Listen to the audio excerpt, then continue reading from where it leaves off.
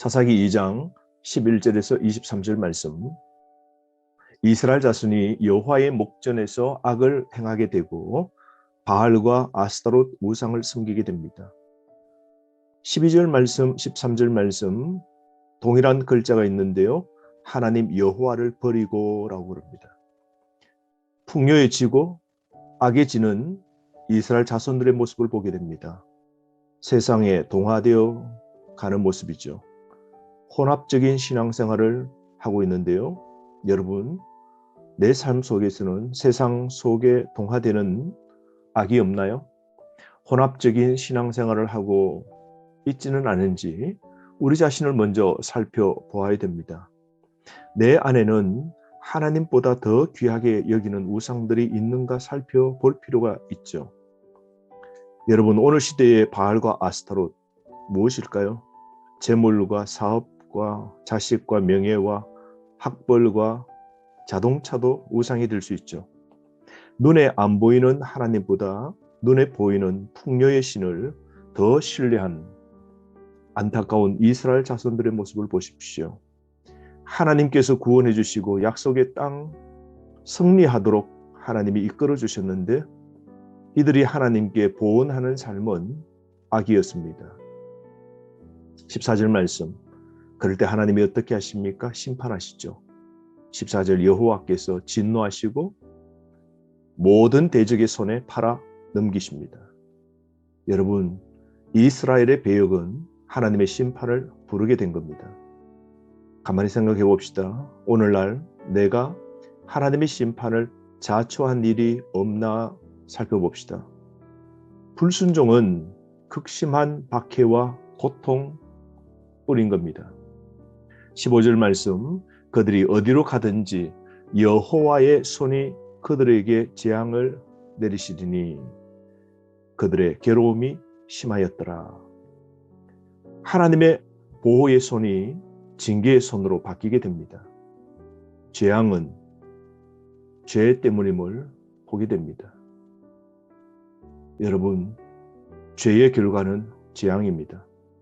이들이 가나안 땅에 있는 바알, 아스타롯 신을 섬기게 되죠. 바알은 주인이라는 뜻인데요. 땅과 짐승의 번식을 주관하는 신입니다. 폭풍우와 비의 신이죠. 그의 아버지가 엘이고 그의 어머니가 아세라 여신입니다. 그러므로 그 아내 아스타롯은 풍요와 사랑과 전쟁의 여신인데요. 오늘 이 풍요, 전쟁, 농경의 신, 이들을 향하여 이스라엘 백성들이 섬기자 하나님은 그들을 팔아 넘기십니다. 하나님이 진노하시고 대적의 손에 팔아 넘기시고 전쟁의 승리도 없을 뿐더러 하나님의 보호도 떠나게 된 겁니다. 그럼에도 불구하고 우리 하나님의 자비와 긍휼 보십시오. 하나님은 이스라엘 백성들을 향하여 어떻게 대하십니까? 16절 말씀. 여호와께서 사사들을 세우사 노략자의 손에서 그들을 구원하게 하셨다라고 말씀합니다. 사사들을 하나님이 세우십니다. 하나님의 긍휼이죠. 인간의 회개보다 하나님의 긍휼이 더 앞선 겁니다. 그들이 하나님의 도움을 요청하고 부르짖지도 아니했지만 하나님께서는 택한 백성을 구원해 주시기로 약속하신 그 언약을 책임지시고 구원을 위하여 사사들을 세우신 것이죠. 하나님의 크신 긍휼, 자비인 것이죠. 여러분, 하나님의 은혜와 자비로 우리가 구원 받았습니다. 이스라엘이 구원 요청한 적 없어도 하나님이 이렇게 구원하고 계시는 것이죠. 재앙받고 구원받으려면 여러분, 대적의 손에서 빠져나오는 것은 하나님의 개인만으로만 가능한 겁니다. 이걸 잊지 말아야 됩니다. 17절 말씀. 그들이 그 사사들에게도 순종하지 아니하고 오히려 다른 신들을 따라가 음행하며 그들에게 절하고 여호와의 명령을 순종하던 그들의 조상들이 행하던 길에서 속히 치우쳐 떠나서 그와 같이 행하지 아니하였더라. 그들은 속히 치우쳤다라고 그럽니다. 금방 잊고 똑같은 잘못을 저지른 것이죠. 여러분, 속히 하나님의 은혜와 구원을 잊고 죄 짓는 내 모습은 무엇입니까? 순종의 길에서 속히 벗어난 건 없는지 살펴봅시다. 여러분, 오늘 이스라엘 백성들은 이렇게 반복되는 죄를 짓게 되고 또한 하나님은 반복되는 구원의 은혜를 베풀어 주십니다. 18절 말씀, 여호와께서 그들을 위하여 사사들을 세우실 때에는 그 사사와 함께 하셨고 그 사사가 사는 날 동안에는 여호와께서 그들을 대적의 손에서 구원하셨다라고 말씀하죠. 여러분, 18절의 주어는 여호와입니다.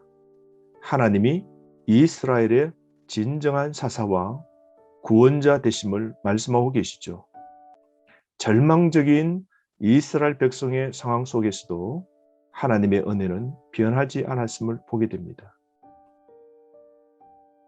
19절 말씀, 그 사사가 죽은 후에는 그들이 돌이켜 그들의 조상들보다 더욱 타락하여 다른 신을 따라 섬기며 그들에게 절하고 그들의 행위와 패역한 길을 그치지 아니하였다라고 말씀하죠. 여러분, 이스라엘의 타락은 10계명 중 기본 계명들을 어긴 겁니다. 생각해 봅시다. 내가 걷는 길이 패역은 아닌지요? 완고하고 강팍하며 하나님의 뜻에 위배된 삶은 아닌지요? 지도자가 죽은 후에 이스라엘 백성들의 태도를 보십시오. 사사가 죽은 후 하나님으로부터 돌아섰고 그전 세대보다 더 타락했던 겁니다. 그래서 20절부터 23절에 하나님의 분노와 진노를 보게 됩니다.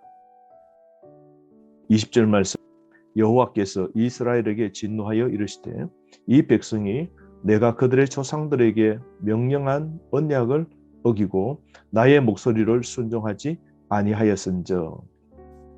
이스라엘의 배역은 불순종이었습니다. 그래서 21절 말씀, 나도 여호수아가 죽을 때에 남겨둔 이방 민족들을 다시는 그들 앞에서 하나도 쫓아내지 아니하리니, 하나도 쫓아내지 아니하시겠다 말씀합니다. 하나도, 징계의 크기를 보여주고 계시죠. 강팍할수록 징계도 강해지는 겁니다.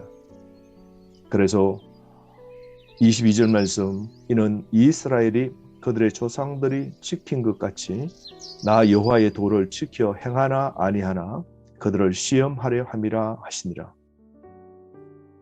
여러분, 그들이 하나님을 떠나고 갈수록 더 강팍해지고 하나님께 순종하지 않자 하나님은 강력하게 그들을 치시는데요, 그 땅에 적들을 그대로 남겨두십니다. 그리고 그들을 시험하시는 겁니다. 23절 말씀, 가나안 족속은 불순종에 대한 징계의 도구가 됩니다. 징계를 통해서라도 구원시키셔서 그분의 백성으로 삼으시려는 하나님의 긍휼을 보십시오. 여러분, 나의 가시를 제거해달라고 구할 것이 아니라 변함없는 믿음의 삶을 하나님께 구합시다. 내 안에 가시가 아니라 가식을 없애달라고 기도해야 되지 않을까요? 하나님께서 이스라엘을 시험하시려는 의지가 확고하신데요, 가나안 적들을, 즉 가시와 올무되는 이 가나안 적들을 속히 쫓아내지 않으시겠다고 말씀하시죠. 여호수아가 죽은 후 다른 세대들은 하나님의 시험을 제대로 통과하지 못했던 겁니다. 여러분, 거듭 실패하는 이스라엘과 여전히 그들을 끝까지 신실하게 사랑하시는 하나님, 대조되지 않습니까? 자기 백성을 끝까지 사랑하시고 긍휼을 베푸시는 우리 하나님이십니다. 언약에 신실하셔서 자격 미달이고 죄를 짓고 배반해도 하나님은 약속하신 것이 있어서 그들을 책임지시고 구원해 주십니다. 여러분, 우리는 하나님을 떠나나 하나님은 결코 우리를 떠나시지 아니하심을 잊지 마십시오. 오늘 이 이스라엘 백성들의 죄악의 악순환을 보게 되는데요. 사사기에는 7차례나 반복됩니다. 죄, 심판, 기도, 구원, 이 패턴이 계속해서 반복되는데요. 그러므로 지속적으로 신앙생활 이어가기가 힘들지만 지켜내야 됨을 우리는 깨닫게 됩니다. 여러분, 쉽고 편한 것이 아니라 바르고 옳은 것을 선택합시다.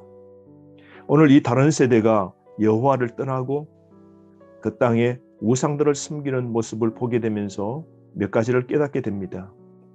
자녀 양육의 핵심은 가치 전수와 신앙 전수입니다. 그러므로 어떤 대가를 치르더라도 꼭 해내야 됩니다. 자녀 양육을 실패하면 모든 유산이 무의미합니다. 인생 자체가 실패가 되는 겁니다. 오늘 하루 바르게 삽시다. 그리고 우리도 하나님 앞에서 온전히 하나님 말씀에 순종하여 사는 삶을 살기로 결단해야 됩니다. 그럴 때 하나님 순종하는 자에게 지키시고 보호해 주시는 은혜를 베풀어 주시는 것이죠.